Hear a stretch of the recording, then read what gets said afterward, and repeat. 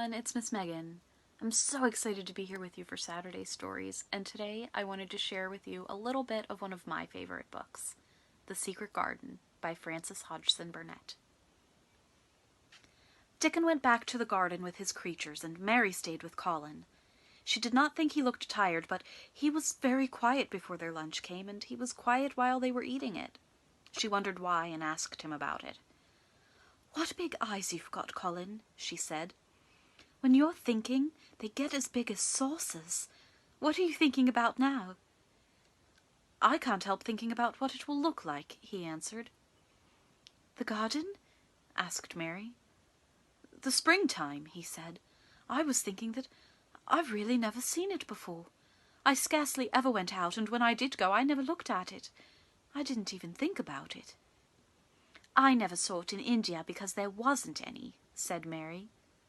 Shut in and morbid as his life had been, Colin had more imagination than she had, and at least he had spent a good deal of time looking at wonderful books and pictures. "That morning when you ran in and said, 'It's come, it's come,' you made me feel quite queer.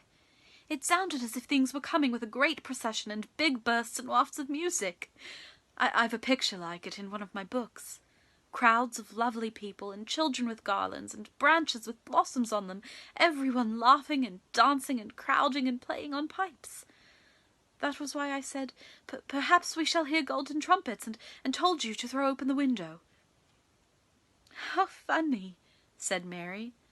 "That's really just what it feels like. And if all the flowers and leaves and green things and birds and wild creatures danced past at once, what a crowd it would be! I'm sure they'd dance and sing and flute, and that would be the wafts of music." They both laughed, but it was not because the idea was laughable. It was because they both so liked it. A little later, the nurse made Colin ready.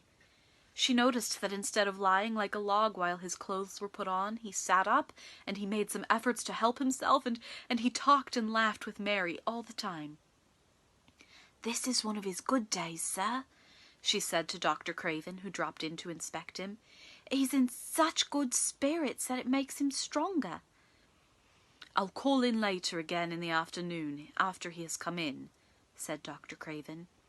"I must see how the going out agrees with him.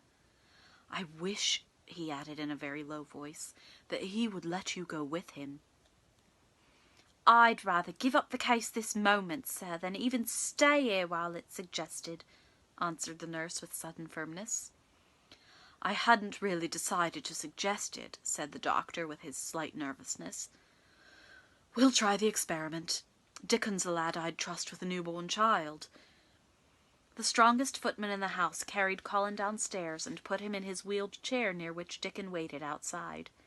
After the manservant had arranged his rugs and cushions, the little Rajah waved his hand to him and to the nurse. "You have my permission to go," he said, and they both disappeared quickly, and it must be confessed, giggled when they were safely inside the house. Dickon began to push the wheeled chair slowly and steadily.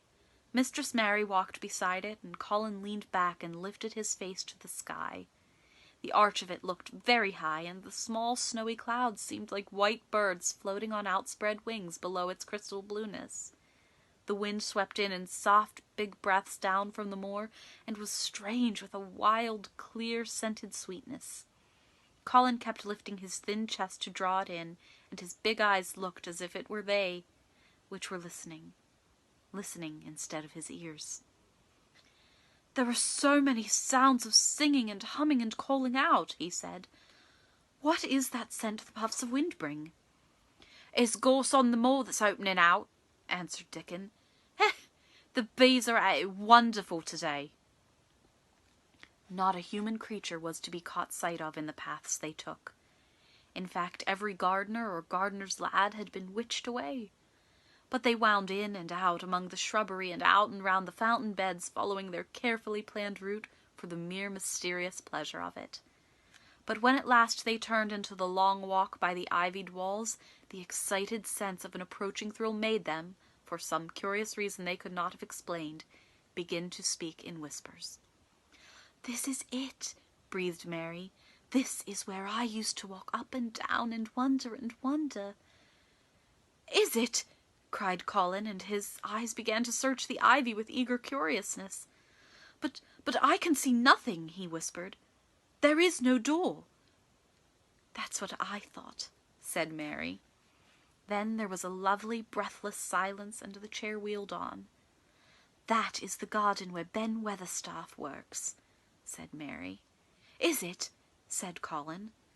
A few yards more, and Mary whispered again. "And this is where the robin flew over the wall," she said. "Is it?" cried Colin. "Oh, I wish he'd come again."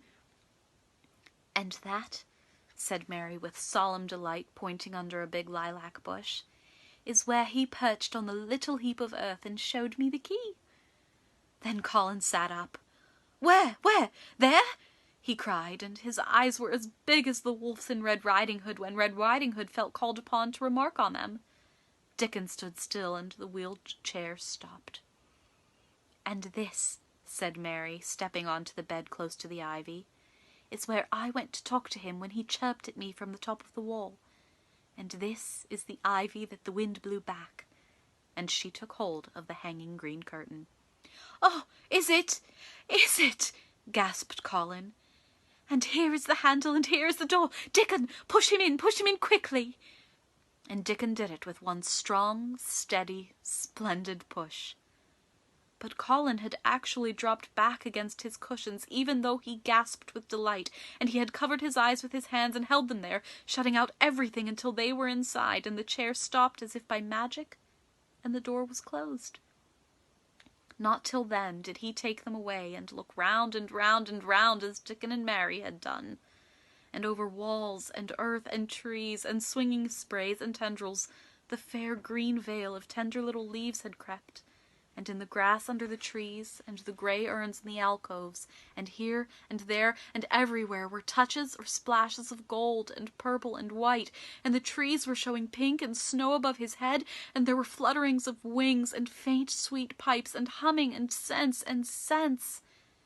And the sun fell warm upon his face like a hand with a lovely touch. And in wonder Mary and Dickon stood and stared at him. He looked so strange and different because a pink glow of color had actually crept all over him, ivory face and neck and hands and all. "I shall get well, I shall get well," he cried out. "Mary, Dickon, I shall get well, and I shall live forever and ever and ever." That's just a little bit of this wonderful book. I'd love to share it with you more. So next time you're at the library, maybe pick it up and take it home with you and have all of the adventures that Mary and Dickon and Colin have. Take care, guys. Have the most magical day. I will see you soon.